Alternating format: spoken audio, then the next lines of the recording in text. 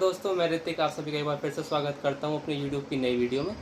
दोस्तों, मैं आज आपको सबसे पहले कुछ स्पोर्ट्स के क्वेश्चंस बताऊंगा, फिर हिस्ट्री के क्वेश्चंस बताऊंगा और फिर बाद में कुछ करंट अफेयर्स की खबरें बताऊंगा। तो चलिए शुरुआत की जाए स्पोर्ट्स के क्वेश्चन के द्वारा। तो सबसे पहला क्वेश्चन ये आता है कि किस भारतीय महिला ने ओलंपिक्स में सबसे पहला मेडल जीता था? इसका आंसर होगा कर्णम मल्लेश्वरी, जिन्होंने 2000 सिडनी ओलंपिक्स में ब्रॉन्ज मेडल जीता था। उन्होंने ये मेडल 69 किलोग्राम कैटेगरी में जीता था, वेट लिफ्टिंग में। अगले क्वेश्चन पर आते हैं। अगला क्वेश्चन ये है कि जूल्स रिमिट कप किस खेल के वर्ल्ड कप को कहा जाता है? इसका आंसर है फुटबॉल, जिसको हम फीफा वर्ल्ड कप के नाम से भी जानते हैं।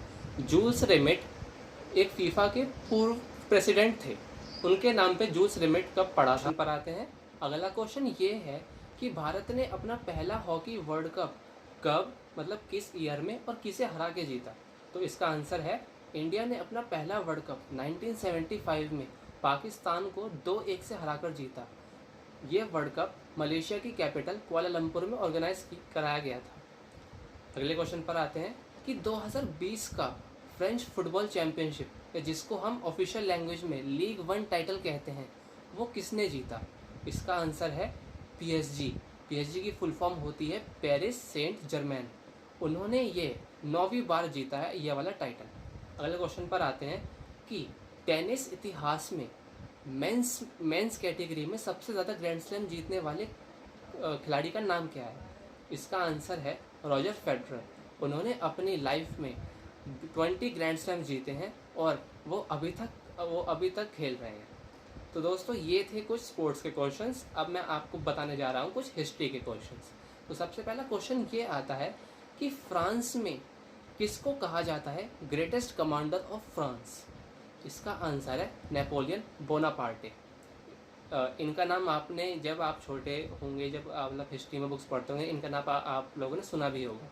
अगले क्वेश्चन पर आते हैं कि लॉर्ड डेलहाउसी ने पहली टेलीग्राफ लाइन कब और किन 2 जगहों के बीच में स्टार्ट करी थी?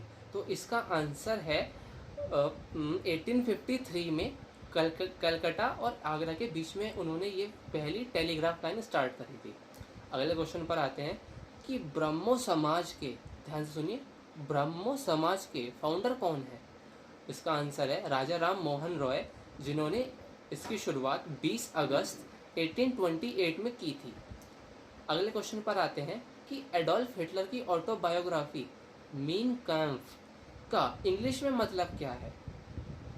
मीन कैम्फ का इंग्लिश में मतलब क्या है? उसका मतलब इंग्लिश में होता है माय स्ट्रगल। देखिए दोस्तों, ये वाली बुक मेरे पास है। देखिए यहाँ पे लिखा है मीन कैम्फ, इसका मतलब होता है माय स्ट्रगल। दोस्तों, ये बुक आप सभी को पढ़नी चाहिए, इसमें हिटलर के बारे में बहुत कुछ लिखा है। अगले क्वेश्चन पर आते हैं। अगला क्वेश्चन ये है कि सबसे पहले जर्मनी के खिलाफ वर्ल्ड वॉर में किन 2 कंट्रीज ने जंग की शुरुआत की थी? इसका आंसर है ब्रिटेन एंड फ्रांस। अगले क्वेश्चन पर आते हैं कि हिंद स्वराज, जो कि एक महात्मा गांधी द्वारा लिखित पुस्तक है, इसकी लिखावट सबसे पहले किस भाषा में की गई थी? इसका आंसर होगा गुजराती। तो दोस्तों, ये थे कुछ हिस्ट्री के क्वेश्चंस। अब बात करता हूँ मैं कुछ करंट अफेयर्स की खबरों के बारे में। तो सबसे पहली खबर ये है कि जैसा आजकल कोरोना के दौर में जब हम किसी को कॉल करते हैं तो सबसे पहले एक कॉलर ट्यून हमको सुनाई देती है, जिसमें एक महिला की आवाज़ आती है। सबसे पहले वो खांसती हैं, फिर उसके बाद वो कहती हैं कि हमें बीमारी से लड़ना है, बीमार से नहीं। तो इसके पीछे की आवाज़ मतलब कौन है, ये आवाज़ किसने दी? तो इसका दोस्तों आंसर है जसलीन भल्ला, जो कि एक दिल्ली की रहने वाली है। अगली खबर पर आते हैं। आज एलएसी पर गलवान वैली में इंडिया और चाइना के सोल्जर्स के बीच खूनी संघर्ष हुआ, जिसमें चाइनीज सोल्जर्स ने हमारे भारत के 3 सैनिक को मार दिया और हमारे भारत के 3 सैनिक शहीद हो गए।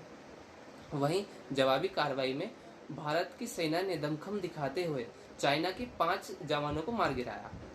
अगली खबर पर आते हैं कि national highway authority of India, मतलब NHAI, पहला ऐसा सेक्टर बन गया है जो कि फुल डिजिटली वर्क करेगा। वो अपना डेटा और मैनेजमेंट क्लाउड बेस्ड सिस्टम और आर्टिफिशियल इंटेलिजेंस के द्वारा सेव या उसको सिंक्रोनाइज करेगा या जो भी करेगा।